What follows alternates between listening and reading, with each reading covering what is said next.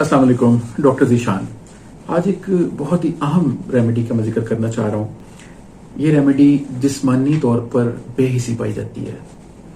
एक पैटर्न वाली लाइफ बंदा गुजारता है, मतलब उसकी जिंदगी में बिल्कुल एक साइकिल होता है, वो उस पैटर्न से हटता नहीं है।